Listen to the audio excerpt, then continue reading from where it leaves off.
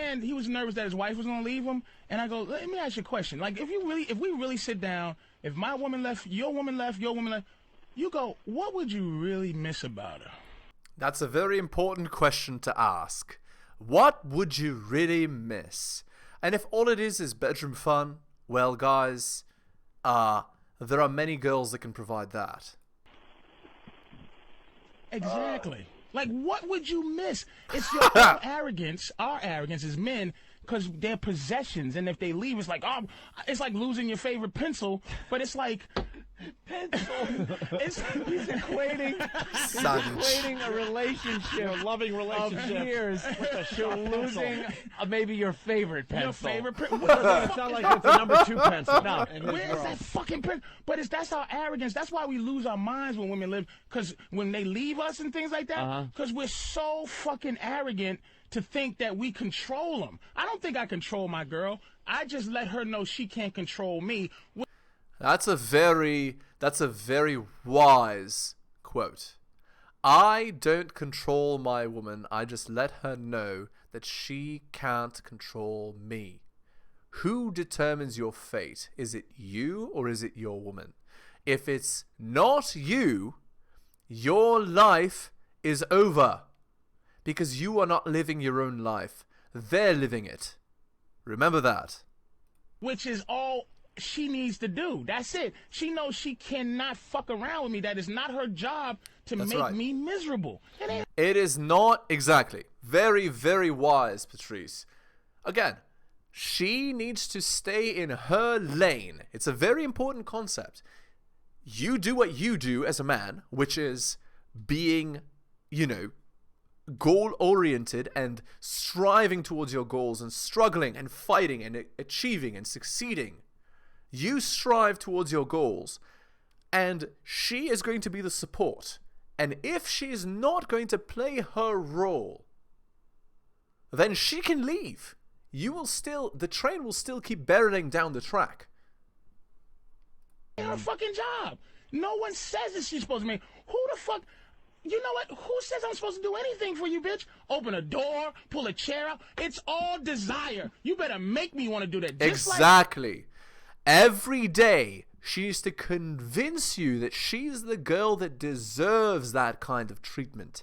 And if she can't, that's the second she loses it. Hello and welcome to the Helios blog. My name is Helios, here for another reaction video. If you're new to the channel, liking the content, hit that sub, hit all for notifications. If you'd like to support me, I do have a Patreon with exclusive content. Patreon.com/theheliosblog. It's for all the stuff I can't put on YouTube, guys. Again, just go there and subscribe to the Nebula tier. Again, it's patreon.com/theheliosblog. You could also drop me a donation like Tom M. Shoutouts to him. Let's continue. I gave the desire to you want to fuck me? That we do, that they go, oh, I want you, I want to fuck you. And you go, we do our job. Make us want to spend time with you, as opposed to rah! All right, let's get back to the phones. Right. If a girl is being masculine in her approach to getting you to be with her, she's going about it wrong. You need to convince the guy through your femininity to want to be with you. Fit, feminine, cooperative, loyal in a bedroom fun sense, and submissive. These are the things that men want, that men like, that men appreciate. Those are the things that women need to provide. What do men need to provide? Men need to provide being a winner, being better than other men, being better than her, taller, stronger, faster, better socially, more friends, better friends, everything. That's the idea. Great stuff here. Asaf from New Jersey. What's going on? Hey, I gotta say that Patrice, man, you're dead on. I did my own little thing with a woman. I've been with her for 4 years, and like the first 3 years, I was the biggest motherfucker to her. And it's like she gave me the best treatment. I even moved out of state with my ex, and she stood by me. I came back, and she just kept on just giving me the best treatment in the world. And the minute I decided I want to try and settle down and treat her right, she started acting like the biggest bitch. But you know why? It's because when you're acting like an ass, she knows she doesn't have you. So she's trying to convince you to be with her, right? She's in your frame, right? But if you are in her frame, kissing her bum and doing everything that she wants, and she's not giving you what you want, right? Then you're in her frame. And that's the problem. The problem is that she needs to be in your frame and not the other way around. We're not out here living to make her the happiest girl on earth and getting nothing in return. No, relationships are a trade. So if she's not giving you what you want, why would you ever remain in that arrangement? That's the problem. That's how Harlem got hooked on heroin in the 20s. What? They give you the uncut dope, and then soon as you go, they go, "Gotcha, you punk motherfucker." That's what they do, and it's not. Literally, yes, that accurately describes it. When you relax, when you stop being competitive, when you stop striving and trying and fighting and working, when you stop being masculine, that is when you lose. When you stop being the goal-oriented fighter that you are, then you're not attractive anymore, because that's what women are attracted to. That's the idea. You can never relax, men. Just know that. You can never relax. You must always be striving and trying and improving and fighting and succeeding and working and goal-oriented. You can never, ever, ever stop. Because the second you do, you're not a man anymore. You are effectively dead, because life is movement. And if you're not pushing forward, then life is pushing you back. And the girl senses that. Their fault. It's not malicious. It's just nature. That's what they do. They can't help it. That's right. It's literally, there's a famous expression I've heard, which is that women are the world. If you stop fighting and struggling and being competitive and providing value to the world, then the world leaves you. That is how the world works. The world is not some sunshine and butterflies, some rainbow place where you can just do whatever you want. No, you need to provide value. And if you're not providing value, well, you're going to have a bad time. You got to do, dude, is step back and just like whatever you do in life that you just make a conscious decision. You're going to make a conscious decision that you will live without her. As soon as she knows that you will righteously leave, she will righteously stay. That's exactly right. If she knows that there are hard boundaries that she cannot cross, and if she does cross them, it's done. And if you check her every time there's disrespect, the girl will stay because she feels safe knowing that the boundaries are there. That is how that works, guys. You teach people how to treat you. If the girl feels that no matter what she does, you will always stay, you have no respect for yourself. Women are not attracted to men that have no respect for themselves. That's how that works, guys. And the less respect for yourself that you have, the more they push on you. The worse it gets. And it gets worse and worse and worse and worse until the girl is literally sleeping with another guy, having children that aren't yours while living under your roof and taking your resources. That is how bad it can get. Guys. You can't help it. Leave right, get out of that. Wow, that is some philosophy, man. Yeah. A couple more here. Some philosophy. Bam, bam. Yeah, hey, Patrice, man, you know, that might work for white on white or black on black. Man, I'm a white guy married to a black woman. And, man, if I started all of a sudden trying to do that shit, I would probably get my ass whipped. It's not like an attitude thing. It's a belief thing. It's like you have to just look at. I told my girl she's the fourth most important thing in my life. Okay? Now. And I'm going to tell you what the three... Here we go. Was. I'll guess. It was me. Career. My career. Family. My mother. Which is mom. And then her. That's accurate. No, seriously. Seriously, guys. That is a fantastic philosophy to have. She is not the top. And in fact, you'll notice this. She doesn't want to be the top. If she's the top, she's on the pedestal, which means she's above you. She is never above you. Again, women are hypergamous. They want men who are superior to them. If you put her on a pedestal, she's above you. She doesn't want to be above you because she's not attracted to a guy who she's above. You understand what I'm saying, guys? If you treat her like a celebrity, she'll treat you like a fan. No, you're the celebrity and she's the fan. You understand what I'm saying, guys? That's the point. You are first. Your ambition, your goals are second. Your family is third. Maybe even your friends are before her. And then it's her. That's true. No, that's totally the priority. Even if you don't say it outright, that should be the treatment. That should be the attitude. Of course. Because you can't be the superior guy you are without that attitude.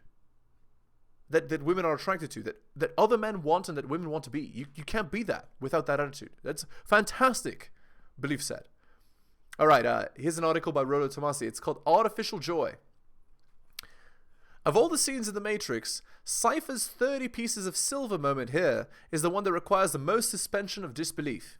Granted, it's The Matrix, so you're going in with a lot of suspended disbelief, and I understand Cypher's Judas moment is central to the movie's plot, but for as cerebral and philosophically rich as The Matrix is, this scene begs a lot of questions. First, we have to consider how long Cypher's been away from The Matrix. 9 years. His experience of awakening or something like it we can presume was much like Neo's. Shock, disbelief, denial, depression, and finally acceptance. The experienced Cypher and Neo, and anyone else so unplugged, would somehow follow a predictable path, and thus the people doing the unplugging have pre-established programs to help those awaken adjust to a real life. Quote unquote. What Cypher has here is 9 years of experiencing the harsh reality of the real. Although he understands it, he wants to forget it. He wants the comfort and bliss that being unconscious and ignorant makes possible for him. The disbelief we have to suspend here is that the automatons of the Matrix will actually honor their end of the bargain and graciously wipe away all of his memories of being in the real world, to say nothing of actually improving his life, such as it is, once he's blissfully oblivious of the real. One would think that after 9 years of watching the Matrix's code and understanding how the system works, Cypher wouldn't have been so naive as to think that the system wouldn't simply, destroy him once he'd betrayed Morpheus to it. Still, the want for an escape from harsh reality is certainly an aspect of the human condition. We all have them, and for the most part they're harmless distractions to ease what we can bear of the real world. However, depending upon the personality and the severity of the need to escape, we can find ourselves preferring the fantasy to the reality. This is what can make harmless distractions into compulsive obsessions. It's easy to pick on MMO games as an illustration, but the addiction element of them stems from a personality that prefers the fantasy to the reality of his condition. Artificial joy. Cypher is one such individual. He's been rejected by Trinity, one of the only 2 women on his ship, in favor of the alpha of a better looking and less creepy guy. He resents Trinity's attraction to Neo and spends his off hours watching encoded Matrix bedroom fun. Not only a buffer, but also an escape, and has a direct line to the only alcohol on the ship. Both of these classic male escapes, and many more just like them, are characteristic remedies intended to cope with the reality that borders on insufferable. It's almost prescient that this movie was written and released well before the rise of ubiquitous internet bedroom fun. If you entirely remove men's access to bedroom fun and booze from society, the male ending yourself rate would increase tenfold. I've read this comment on a couple manosphere blogs in the past, and it's almost a truism when you consider the most visceral of buffers men turn to in order to escape their realities. Whether or not that guy is lost in his blue pill mental jail, or he feels destitute in the perceived hopelessness of a cruel but real red pill existence he's unprepared for, man will always look for his escapes, and usually he gravitates and fixates upon the ones that best satisfy what is unable to actualize. On second thought, maybe we don't need to suspend any disbelief from Cypher.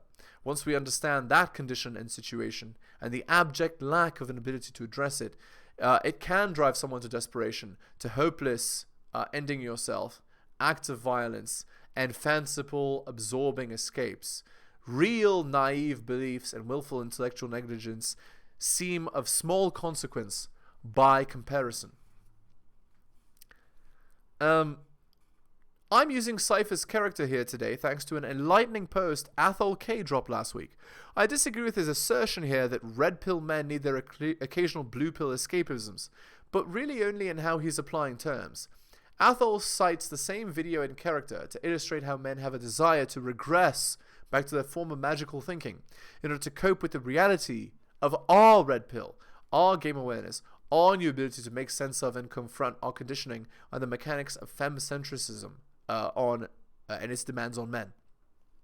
My main objective in is conflating the blue pill ignorance as some sort of escape that a man might artificially enjoy from time to time in order to balance the harsh and admittedly cruel truths his new awareness brings to him. The trouble is, a lot of red pill approach to life assumes a near telepathic assumption of negative intentions in others. Is it often right? Sure it is, but it's almost impossible to live happily if you're endlessly paranoid and jaded about the intentions of everyone around you. If every woman is a hot mess of desire and nothing else but a lying hamster justifying her alpha seeking, well, it gets tiring being on edge after a while. Likewise, every man is a third wheel seeking an opportunity and plants behind your back, pumping you for information about your woman, seeking to make a run into the end zone the moment you blink too slowly. I've read versions of this breakdown from a lot of guys who resist the idea of a red pill or game awareness altogether when it's first presented to them and they acknowledge the basics of it. I address this in the bitter taste of the red pill and bitter M words, but the simple version is that what's being outlined for red pill men seems too hopelessly nihilistic to actually be true. It sounds so paranoid and attention consuming, it can't actually be. Alright, back to the video. Fourth. And Disaster. then she's there. She goes, but yes, well, you're important, and but I consider you to be the person I'm going to grow old with. So I kind of put you ahead of my family, like my mother or whatever. And I go, oh wow, well thanks, sweetie. Literally. It doesn't matter, right? Like, that's fine. You are allowed to make whatever choices you want. This is the choice that I have made. But you're fourth. Exactly. And I love my fish too, so you better fucking watch your step. Yeah, what is fifth? What is fifth? Fifth would be the fish. My fish. So she just beats out the She fish. beats out my fish. But they're nice fish, she though. better be Hilarious. lucky. He gets the exotic You know how many fish. people are around my life? She's the fourth most important. To That's me, right. Never love yourself. Never love anybody more than you love yourself. True. I Absolutely. love me. You have Be to. numero That's uno. right. All Right. Let's Yes. go to Dave in Iowa. Dave? Absolutely. Hey, I've been married about 12 years or so, and I just cannot get my wife to give me blowjobs near as often as I would like. And I've tried lots of different methods, Ready? and she just doesn't like it. Ready? I just want Patrice's advice. Patrice. Ready? She's saying Here's what you ready. do. Yeah. They're yeah. very competitive. All right? What you do right. is you please her to the utmost of your ability and someone else's ability. And then when she's pleased thoroughly, you just go and watch TV and say, thanks, sweetie, I just wanted to please you. And she'll go, what the fuck? I'm useless. She'll realize how this is what you do. You make her come and then you jerk off and you say, thanks. That was the best sex I ever had, and it didn't include you. And then call back and see if that worked. You All right. Anyway, I no comment, but that's yeah. Imagine that, right? You could also try not. You know, like when you're having bedroom fun, you can try not. You know what I'm saying? At the end, yeah. So do all the things that get her off, right? And then she'll feel like, what? I can't. You know what I'm saying? fucking, you please her, lick her asshole, Dave, lick her pussy, your finger, you just fuck the shit up. You treat her and you do it righteously. You do it where it's no pretense. Not that you're trying to get your dick. So you do it. You, instead of eating pussy, you become a pussy eater. Like you just do it and love it, and she nuts all over the place, and you get her horny as she can possibly be. Finish her off, and then you jerk off, and you get up, and you just fucking go watch TV or whatever. You be disinterested in her pussy. That's when, because you're taking away their weapon. It's like, you ever see a movie when a motherfucker puts the gun to the guy's face? Yeah, Pulp Fiction, And he goes, I don't want to blow your horn, man, but that ain't the first time I had a pistol pointed in my face, motherfucker. So it's like, when she goes, I don't want to suck your dick, I don't want to do you just get up and you don't want it. If she's not giving it to you anyway, don't want it. She's doing that because you want it too bad, motherfucker. Right. That's right. It's desperation, right? If you have to beg, then it makes you unattractive. It's like, it's the concept of the man who calls himself king is no king, right? So, no, that's absolutely true. And that's also true of relationships, what your attitude should be towards relationships. If she wants to, if she wants to walk away, if she wants to break up, just say, okay. And that's it. That should be your attitude. At any point, your relationship could go south. It could go south in 5 minutes. It could go south in 5 hours. It could go south in 5 months, 5 years. You don't know. And your attitude should always be the same, which is, yeah, it's done. Okay, thanks for the good times. Done. That's it. And when you have that attitude of, oh, yeah, you don't want to do this? Okay, all right, whatever. Then there you go. It's true. Don't want it. God damn it. Let's go to Pat in Boston. Pat. Hi, Jimmy. This is your mother. The black Dr. Phil says, take one bitch and replace her with 5. I love you. That's a great callback. JT, that was New York. funny. JT. Guys, what's up, man? Hey. Patrice, dude, I've been in a relationship now for 4 years. I'm with the lady. She had a kid before. We have a kid together. Man, I ain't got laid in 3 months. It's over. And I'm just trying to figure out what to do. I'm not an ugly dude. I get, numbers thrown at me regularly, but Simple. Go end that relationship and get out of there. She's not interested in you. But other girls will be, so no big deal. Do I cheat? Do I stick it out? I've been trying to get laid. I don't know what the fuck to do, man. Help me. Walk away. Let me tell you something. What do you do for a living? I'm a full-time student and I'm a barber. You're a student. You got women friends? You know what, man? I cut them off because that's your fuck. That's the Look, problem. let me explain something to you about having a woman in your life. Can I just ask one question before you go, Patrice? How old are you, JT? 28. Oh, okay. Listen to me, dude. It's like having a company. If you own a business, right, and your secretary is the best, like you go, I'm not fucking. You know what? She knows everything about my company, right? Mm-hmm. Now, if this lady just ups and gets a better job and fucking leaves, right? Is your company gonna shut down? No. No. You got to keep your company going, even without this person. And the only way you keep the company going is you have a human resources department open. You got to always have some other candidates, some other people ready to be interviewed. You keep it floating out there. You just don't let them infiltrate your time. But what you do is you keep them around, you keep your charm up, you exercise skills. Like if you don't do sit-ups, your stomach gets fat. If you don't talk to bitches, you lose the ability to talk to bitches. So that's why you feel stuck, because if she dumps you off, you've been communicating with her on a regular basis for the last 4 years. So all you know is the little intricacies of your awful shit that you do with her. You got to go get other intricacies with other women, other skills, so you can introduce new shit to her. Because that's what the problem is when they think they know everything you had to say, they're bored with you. Yeah, true. This is why, guys, I recommend not ever getting into a long-term relationship until your end count is 50 plus.